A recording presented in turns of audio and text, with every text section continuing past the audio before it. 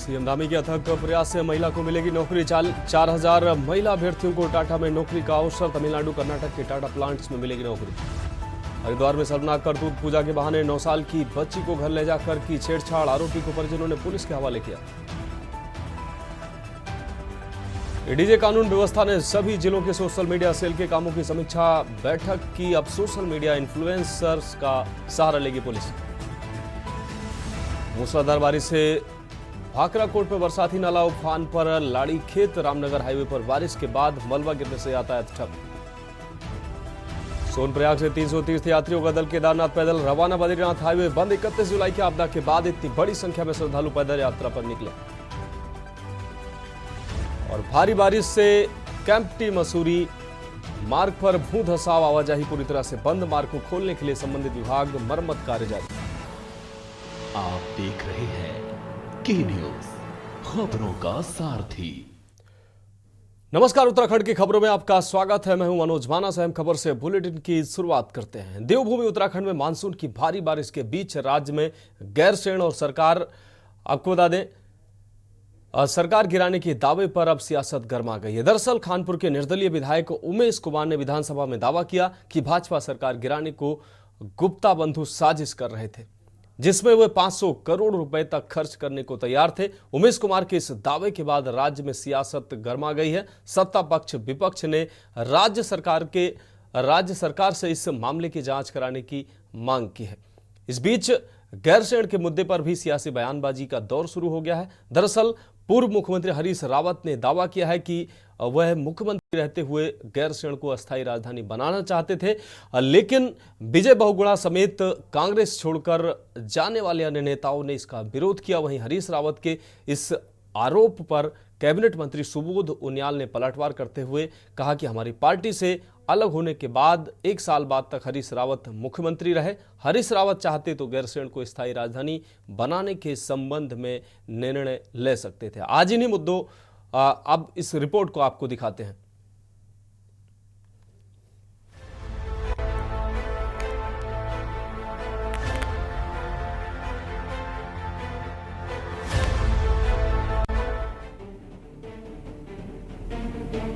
उत्तराखंड में एक बार फिर सरकार को गिराने की साजिश का खेल शुरू हो गया है। ये दावा विधानसभा के भीतर खुद एक विधायक ने किया है। निर्दलीय विधायक उमेश कुमार ने विधानसभा में दावा किया है कि भाजपा सरकार गिराने को गुप्ता बंधु साजिश कर रहे थे, जिसमें वे 500 करोड़ रुपए तक खर्च करने को तैयार थे। उमेश कुमार के इस दावे के बाद राज्य में सियासत गर्मा गई है। सत्ता पक्ष और विपक्ष ने सरकार से इस मामले की जांच कराने की मांग की है। इसके साथ ही कांग्रेस ने सवाल खड़े करते हुए कहा है कि क्या सरकार खुफिया तंत्र पूरी तरह से ध्वस्त हो चुका है, जो एक निर्दलीय विधायक को सरकार गिराने की सूचना सरकार से पहले पता चल जा रही है। मैंने कहा सदन में कि अब कुछ लोगों का ये कहना है कि इनका ये कहना है कि हम सरकार से बदला लेंगे, सरकार जो है हम ये पलट देंगे चाहे हमको 500 करोड़ खर्च करने पड़े। तो मैं इनको इतना कहना चाहता हूं, हमारे सरकार से मतभेद हो सकते हैं, मनभेद नहीं है, और राज्य के प्रति हमारी निष्ठा में कोई कमी नहीं है। कोई भी व्यक्ति उत्तराखंड राज्य की तरफ आंख उठाकर देखेगा तो मिट्टी में मिला दिया जाएगा। बहुत ही अटपटा, अजीबोगरीब और संवेदनहीन, गैर जिम्मेदाराना बयान है उमेश कुमार का। सबसे बड़ी बात यह है कि सरकार धामी जी की गिर रही है, दर्द उमेश कुमार को उठ रहा है, ये भी बहुत अपने आप में आश्चर्यजनक है। वहीं सरकार के पास तमाम खुफिया एजेंसी होने के बावजूद एक निर्दलीय विधायक को ये पहले पता चल जा रहा है कि यहाँ सरकार गिरने वाली है, ये भी कुछ समझ में नहीं आ रहा है, गले नहीं उतर रहा है। और तो और उमेश कुमार ने सीधे सीधे एक इशारा भाजपा के विधायकों पे किया है कि इसका मतलब भाजपा के विधायक बिकने के लिए तैयार हैं क्या? बिकाऊ हैं भाजपा के विधायक जो 500 करोड़ में बिक जाएंगे, क्योंकि सरकार तो तभी गिरती है जब विधायक पाला बदल लें। तो कहीं ना कहीं विधायकों को अपने बचाव में आना चाहिए, और विधायकों की चुप्पी ये बताती है कि भाजपा में सब कुछ ठीक नहीं चल रहा है, कहीं ना कहीं कुछ ना कुछ गड़बड़ झाला है, बिना आपके धुआं नहीं उठता। और उमेश कुमार का ये बयान सारी उंगलियां भाजपा के विधायकों पे खड़ा करता है कि वो सेलेबल हैं, वो ऑन सेल हैं, इसलिए सरकार गिरने की पूरी सुगबुगाहट है। और मिट्टी में मिलाने की जो बात उन्होंने कही है, तो कहीं ना कहीं ऐसा लग रहा है कि एक निर्दलीय विधायक के आवरण में उमेश कुमार सीधे सीधे भाजपा के लिए काम करते हैं। ऐसे जो लोकतंत्र की स्तंभ हैं, वहां पर कोई भी बात हो तो वो गंभीरता से होनी चाहिए। वो चौराहा भाषण का अड्डा नहीं है। एक एक शब्द का मूल्य होना चाहिए। मैं इस बात से सहमत हूं कि विधानसभा में एक भी बात उठी है उसका पूरी ताकत के साथ उसको प्रमाणित होना चाहिए, नहीं तो किसी को जो चाहे बोलने की छूट नहीं होनी चाहिए। और यदि ये घटना है तो उसको हर कीमत पर उसका खुलासा होना ही होना चाहिए और एक निर्धारित समय में होना चाहिए। आपको लगता है सरकार को इस मामले में गंभीरता से जांच करनी चाहिए? नहीं, बहुत गंभीर आरोप है। मैं ये कह रहा हूँ कि जिसने बोला है उसको भी साबित करना चाहिए। सरकार को भी जांच करनी चाहिए। नहीं, मैं पहली बात ही कह रहा हूँ। और फिर गवर्नमेंट को भी पूछना चाहिए, बताओ भाई हाउस में अगर आपने बोला, हाँ, क्योंकि हाउस को हल्केपन से नहीं ले सकते। वही जहां राज्य में गुप्ता बंधु की ओर से सरकार गिराने की साजिश पर सियासी बवाल मचा हुआ है, तो वहीं दूसरी ओर राज्य में गैरसैंण के मुद्दे पर सियासत बयानबाजी फिर से शुरू हो गई है। दरअसल पूर्व मुख्यमंत्री हरीश रावत ने यह दावा किया है कि वे मुख्यमंत्री रहते हुए गैरसैंण को स्थायी राजधानी बनाना चाहते थे, लेकिन विजय बहुगुणा समेत कांग्रेस छोड़कर जाने वाले अन्य नेताओं ने इसका विरोध किया। वहीं हरीश रावत के इस आरोप पर कैबिनेट मंत्री सुबोध उनियाल ने पलटवार करते हुए कहा कि हमारे पार्टी से अलग होने के 1 साल बाद तक हरीश रावत मुख्यमंत्री रहे। हरीश रावत चाहते तो गैरसैंण को स्थायी राजधानी बनाने के संबंध में फैसला ले सकते थे। हरीश रावत जी के बयान के बारे में मुझे भी जानकारी मिली। बड़ा आश्चर्य हुआ कि हरीश रावत जैसा वरिष्ठ नेता इस तरह की बातें करें। अरे हम लोगों को उन्होंने दोषी बताया, लेकिन ये नहीं बताया कि हम लोगों के छोड़ने के 1 साल बाद तक वो राज्य के मुख्यमंत्री रहे। आखिर क्यों नहीं उन्होंने गैरसैंण पे फैसला लिया? देखिए, हरीश रावत जी के बयानों में उनकी ढलती उम्र का असर साफ दिखाई दे रहा है। जिस तरह से इस उम्र में कहीं न कहीं दिमागी दिवालियापन उनका निकल गया। और अगर मैं बोलूं तो उत्तराखंड में हरीश रावत झूठ बोलने की एक चलती फिरती मशीन है, और इसी झूठ बोलने की आदत ने उनको आज उनको तो गत में लाने का काम किया।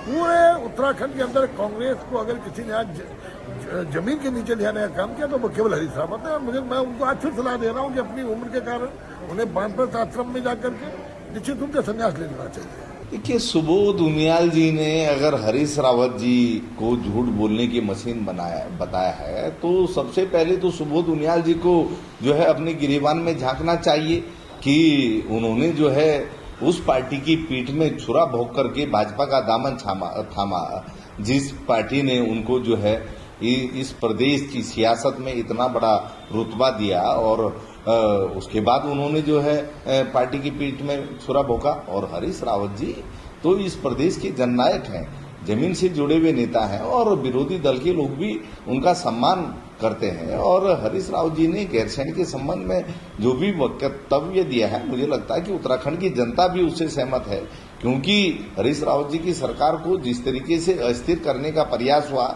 वो किसी से छुपा हुआ नहीं है। और सरकार अगर स्थिर नहीं होती तो निश्चित तौर पर वो अपना वादा पूरा करते और गैरसैंण को राजधानी घोषित उस कार्यकाल में कर देते, क्योंकि जो भी वहां पर अवस्थापना विकास का काम हुआ है वो तो आदरणीय हरीश रावत जी की सरकार में ही हुआ है। और भाजपा की प्रचंड बहुमत वाली सरकारें अभी तक एक ईंट भी गैरसैंण के नाम पर नहीं रख पाई हैं। इसका जवाब भी तो उनको देना चाहिए। ये राजनीतिक पार्टियों का हमेशा का सुगुफा रहा है। कोई भी राजनीतिक पार्टी के बड़े नेता अपने कंफर्ट जोन से बाहर नहीं आना चाहते। कोई भी राजनीतिक दल का नेता वो सोचता है कि भाई पहाड़ी लोग हैं, ये तो कोई ज्यादा विरोध करते नहीं है, पहाड़ों में लगातार पलायन हो रहा है, वहां तो जनसंख्या कम हो रही है, तो इसलिए जो मैदानी क्षेत्र में जो लोग हैं और जो अपनी सुख सुविधाएं हैं ये छोड़ करके कोई गैरसैंण नहीं जाना चाहता। इसीलिए ये बड़ा दुर्भाग्यपूर्ण है कि गैरसैंण के बारे में सिर्फ बातें हो रही हैं। कोई भी व्यक्ति, कोई भी नेता, चाहे वो मुख्यमंत्री रहा हो, पूर्व मुख्यमंत्री रहा हो, वर्तमान नेता, कोई भी गैरसैंण के प्रति संवेदनशील नहीं है। आप लगा लीजिए कि कुछ नेता कह रहे हैं कि अगर हमारी सरकार नहीं गिरती तो हम राजधानी बना देते। तो भाई तुम बताओ ना कि जब सरकार थी तब कौन सा लेटर जारी कर दिया, तब कौन सी घोषणा कर दी आपने? सरकार गिरने में कोई बयान देने का तो कोई दिक्कत नहीं थी। कोई बयान बता दो उस दौरान का, कोई लेटर बता दो उस दौरान की, कोई मीटिंग बता दो कि भाई हमने पार्टी की मीटिंग या सरकार ने एक मीटिंग बुलाई गैरसैंण के बारे में, कुछ नहीं। कुल मिलाकर मानसून की भारी बारिश के बीच राज्य में स्थायी राजधानी और सरकार गिराने के मुद्दे पर सियासत गर्मा गई है। सवाल ये है कि आखिर क्यों सरकार को अस्थिर करने की साजिश की जा रही है? आखिर कैसे सरकारी खुफिया तंत्र को इस साजिश का पता नहीं चला? क्या धामी सरकार इस मामले की जांच कराएगी? सवाल ये भी है कि यदि हरीश रावत ने गैरसैंण को स्थायी राजधानी नहीं बनाया तो आखिर क्यों भाजपा गैरसैंण को स्थायी राजधानी की घोषणा नहीं कर रही है? Uttarakhand desk report. अब रुक करेंगे अगली खबर का। भाजपा ने अपने सदस्यता महाअभियान को लेकर देहरादून स्थित IRTT ऑडिटोरियम में संयुक्त कार्यशाला का आयोजन किया है, जिसमें मुख्यमंत्री पुष्कर सिंह धामी, प्रदेश अध्यक्ष भाजपा महेंद्र भट्ट व पदाधिकारी शामिल हुए। इसको लेकर मुख्यमंत्री पुष्कर सिंह धामी ने कहा कि हमारे ये संगठन 3 साल के बाद होता है और उन्होंने कहा कि ये संगठन का पर्व है, इसके माध्यम से हम जन जन तक पहुंचेंगे। इसके लिए हमारे पार्टी के पदाधिकारी व कार्यकर्ता जोर शोर से लगे हुए हैं। उन्होंने कहा कि आगामी 2 सितंबर को यह अभियान राष्ट्रीय स्तर पर शुरू होगा और इसके माध्यम से हम अपने संगठन का विस्तार करने का प्रयास करेंगे, जिससे हम केंद्र व राज्य की योजनाओं को उन लोगों तक पहुंचा सकेंगे।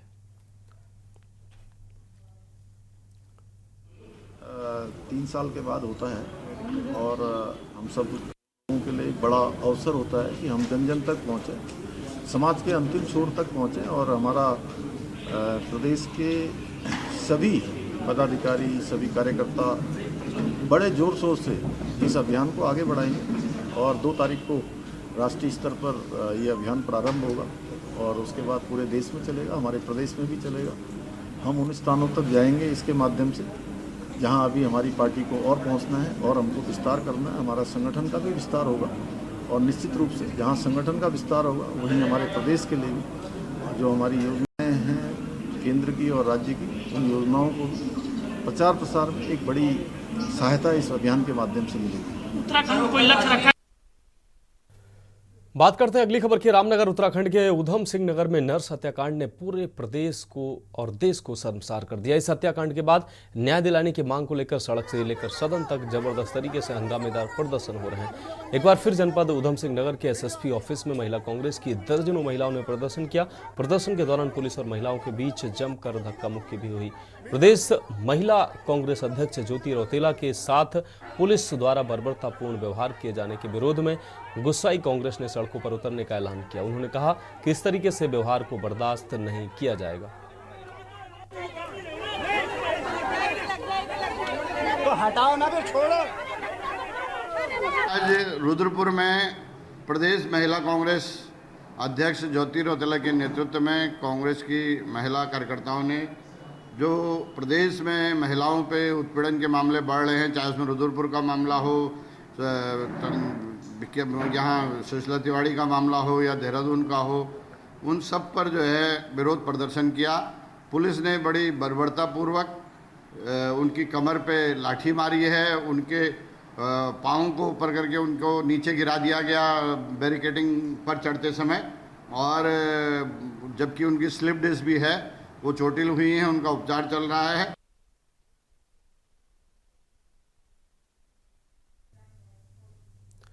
बढ़ेंगे अगली खबर की ओर। रामनगर से अगली खबर, जहां उत्तराखंड के उधम सिंह नगर में नर्स हत्याकांड ने पूरे प्रदेश को शर्मसार कर दिया है।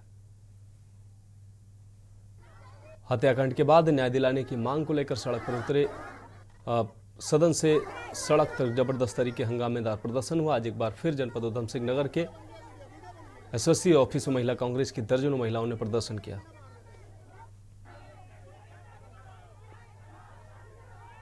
आज रुद्रपुर में प्रदेश महिला कांग्रेस अध्यक्ष ज्योति रौतेला के नेतृत्व में कांग्रेस की महिला कार्यकर्ताओं ने जो प्रदेश में महिलाओं पे उत्पीड़न के मामले बढ़ रहे हैं, चाहे उसमें रुद्रपुर का मामला हो,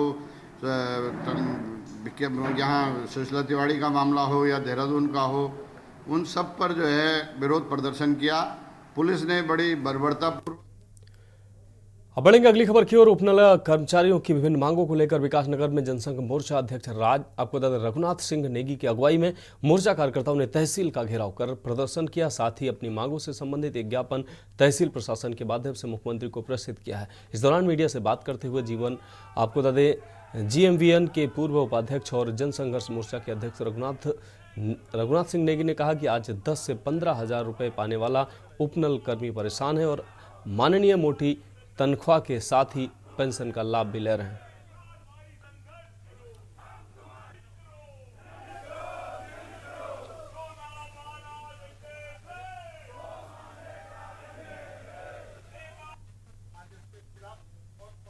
उपनल कर्मचारी के हितों को लेकर के, उनके नियमितीकरण को लेकर, उनके तमाम लाभ है उनको लेकर के आज जनसंघर्ष मोर्चा ने तमाम हमारे उपनल के साथियों ने यहाँ पर आंदोलन किया।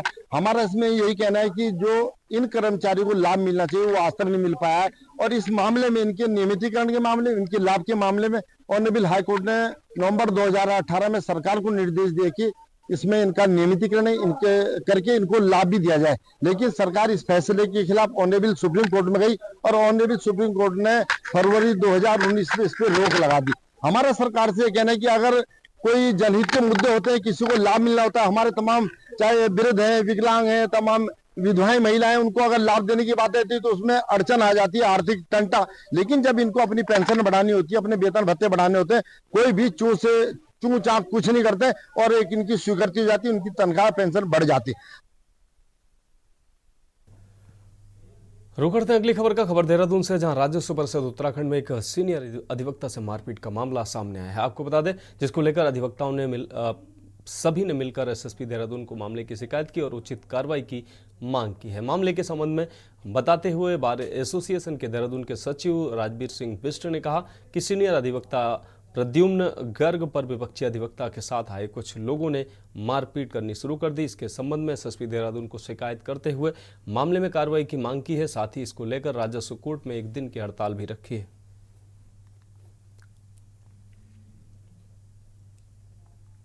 ये रिंग रोड पे जो सीआरसी कोर्ट है, हमारे रेवन्यू की सबसे बड़ी कोर्ट होती है, वहाँ पर कल हमारे वरिष्ठ अधिवक्ता प्रद्युम्न गर्ग साहब, वो किसी मुकदमे में बहस उन्होंने अपनी समाप्त की। उसके बाद वो कैंटीन में जाकर अपने क्लाइंट के साथ चाय पी रहे। उसी मुकदमे में जो डिफेंडेंट पार्टी है वो खुद एडवोकेट है और उस मुकदमे में पक्षकार भी स्वयं है। तो वो कुछ अन्य लोगों के साथ लेकर वहाँ पर आए थे। कैंटीन में लगभग 2 गाड़ियों में भर के वो लोग आए थे। बताया जा रहा है जो दूसरा एडवोकेट है लक्सर का हरपाल सिंह, उसका बेटा भी एडवोकेट है और अपने साथ 10-12 लोगों को लेके आया था और उनके साथ कैंटीन में जाते ही उसने प्रद्युम्न गर्ग जी जो हमारे वरिष्ठ एडवोकेट के साथ मारपीट स्टार्ट कर दी। कारण उनका जो इंटेंशन रही है वो शायद मुकदमे से रिलेटेड या उनके पर्सनल जो रही है वो अपने फेवर में चाहते हों, लेकिन प्रद्युम्न गर्ग साहब ने जब उस बात का विरोध किया होगा तो उनकी मनचाही इच्छा नहीं। मारपीट के साथ साथ जो वीडियो को देखते हुए प्रत्यक्षदर्शी उनका कहना था कि उनको उठा करके वो गाड़ी में ले जाना चाह रहे। तो खबरों में वक्त एक ब्रेक का, जल्द हाजिर होंगे। आप देख रहे हैं के न्यूज, खबरों का सारथी। ब्रेक के बाद एक बार फिर से उत्तराखंड की खबरों में आपका स्वागत है। अब रुक करेंगे अगली खबर का। हल्द्वानी में यूथ कांग्रेस ने राज्य में बढ़ते महिला अपराधों और महिला कांग्रेस के प्रदेश अध्यक्ष ज्योति रौतेला के साथ रुद्रपुर पुलिस द्वारा किए गए गलत व्यवहार पर डिग्री कॉलेज से लेकर एसडीएम कोर्ट तक जुलूस निकाला और राज्य सरकार के खिलाफ जमकर नारेबाजी की। यूथ कांग्रेस के प्रदेश अध्यक्ष सुमित्र भुल्लर और हल्द्वानी विधायक सुमित हृदय के नेतृत्व में ये जुलूस निकाला गया। इस दौरान दोनों नेताओं ने कहा कि राज्य के अंदर महिला अपराधों में लगातार बढ़ोतरी हो रही है, लेकिन राज्य सरकार महिला अपराध को रोकने में नाकाम साबित हो रही है। वहीं कल महिला कांग्रेस के प्रदेश अध्यक्ष ज्योति रौतेला के द्वारा महिलाओं के प्रति बढ़ते अपराध को लेकर रुद्रपुर में किए गए प्रदर्शन के दौरान पुलिस द्वारा ज्योति रौतेला के साथ किए गए गलत व्यवहार को लेकर भी कांग्रेस नेताओं ने अपना विरोध जताया है।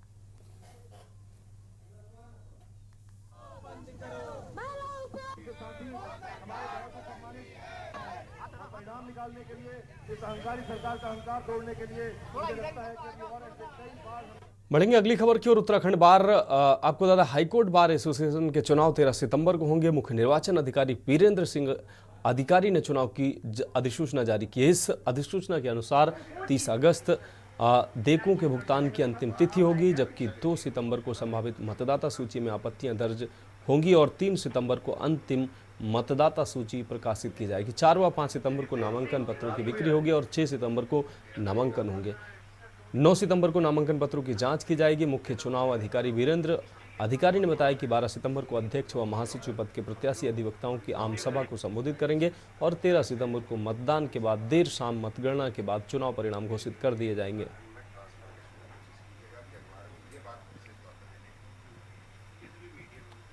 बार हमने वोटर के को चेक करने के लिए हमने प्रयास कर रहे हैं कि एक तो 1 बार 1 वोट का सख्ती से पालन करा जाएगा। इस बार कोशिश की जाएगी कि सख्ती से पालन हो। एक अधिवक्ता एक ही जगह वोट डाले, जो बाहर डाल के आया वो यहाँ न डाल पाए। उसके लिए हम कुछ स्टेप्स ले रहे हैं। दूसरा, हम जो वोटर पहली बार वोट डालेंगे उनके लिए एक बार काउंसिल ऑफ उत्तराखंड का एक परीक्षा होती है AIBE करके। कई बच्चे ऐसे हैं, करीब 271 अधिवक्ता ऐसे जिनके वो सर्टिफिकेट है नहीं। तो हम कोशिश करें, हम उसी को परमिट करेंगे जो वो सर्टिफिकेट लेके आएगा, नहीं तो हम वोट परमिट नहीं करेंगे उसको कास्ट करना। तीसरे करीब 96 अधिवक्ता ऐसे हमारे जो उत्तराखंड से बाहर के हैं, जिन्होंने उत्तराखंड में ट्रांसफ़र नहीं करा रखा, या हो सकता है ट्रांसफ़र कराया हो बट हमारे पास उसकी सूचना नहीं है। तो हम उनको भी सख्ती से रोकेंगे। बिना उनके ट्रांसफ़र के प्रमाण के हम उनको वोट कास्ट नहीं करने देंगे। अगली खबर डोईवाला से, जहां डीएम देहरादून सोनिका ने मंगलवार को जनपद के तहसीलों में उप जिलाधिकारी और तहसीलदारों के स्थानांतरण करते हुए अधिकारियों से तत्काल अपनी अपनी तहसीलों में कार्यभार संभालने के आदेश दिए थे, जिसके बाद आज डोईवाला की उप जिलाधिकारी का स्थानांतरण कालसी तहसील हुआ, जबकि कालसी तहसील के SDM और तहसीलदार को डोईवाला स्थानांतरित किया गया है। डोईवाला में नवनियुक्त उप जिलाधिकारी योगेश मेहरा ने डोईवाला तहसील और प्रभारी अधिकारी नगर पालिका डोईवाला का कार्यभार संभालते हुए कहा कि हम लोगों की समस्याओं का प्राथमिकता से निदान करेंगे। नगर निगम क्षेत्र की समस्याओं को भी हम प्रमुखता से हल करेंगे। उधर तहसीलदार सोहन सिंह रागड़ ने भी डोईवाला तहसील में पदभार ग्रहण करते हुए जनहित और विकास के कार्यों के साथ न्यायालय के कार्यों को गति देने की बात कही। पोस्टिंग उनकी डोईवाला के अंदर है, तो अभी थोड़ा समय भी लगेगा उस चीज़ का, और दोनों ही तरफ से जब तक एक दूसरे का सहयोग नहीं करेंगे तो शायद ये काम आगे नहीं चल पाएगा तहसील परिषद का भी। जिस प्रकार से हम लोग तो घर यहाँ के लोकल हैं तो हर चीज़ को जानते भी हैं, तो दोनों तरफ से सामंजस्य। और दूसरी बात यह है कि जो पत्रावलियाँ काफ़ी समय से लंबित पड़ी है, क्योंकि बीच में लोकसभा चुनाव का समय था तो पूरा तहसील प्रशासन वहाँ व्यस्त था, बीच में 2.5-3 महीने वो काम नहीं हो पाया। उसके बाद तुरंत बरसात लग गई, बरसात में भी तहसील प्रशासन कहीं बाढ़ में व्यस्त है, कभी कहीं है। तो उस चीज़ के लिए थोड़ी वार्ता की है कि जिस तरीके से थोड़ा एक अधिवक्ताओं के समय के लिए कि 2 कोर्ट हैं यहाँ पे, JM कोर्ट भी है और तहसीलदार कोर्ट भी है और SDM कोर्ट भी है यहाँ। और ये स्थिति की क्या होती है कि 11 ही बजे तहसील भी कोर्ट भी लगती है, 11 बजे SDM कोर्ट लगती है और JM कोर्ट हमारी सुबह शाम तक चलती है। तो हमने कहा एक ऐसा समय हो कि एडवोकेट तीनों कोर्ट में काम कर सके, उस समय का निर्धारण कर लिया जाए। तो जितनी भी लंबित शिकायतें हैं उनका त्वरित निस्तारण किया जाना सर्वोच्च प्राथमिकता में रहेगा। खासतौर से जो भूमि संबंधी जो वाद हैं और जो कानून व्यवस्था को प्रभावित करने वाले चीज़ें चल रही हैं, जो मामले चल रहे हैं, त्वरित निस्तारण किया जाएगा। इसके अलावा जो आपदा का चूँकि वर्तमान में समय भी चल रहा है, इसके दृष्टिगत डिजास्टर मिटिगेशन में जो कार्य किए जाने हैं उनको थोड़ा त्वरित गति दी जाएगी। साथ ही चूँकि एक प्रशासक के तौर पे ईओ का चार्ज भी नगर पालिका का होने के कारण जो साफ सफाई और प्रकाश व्यवस्था है उसको थोड़ा और बेहतर किया जाए।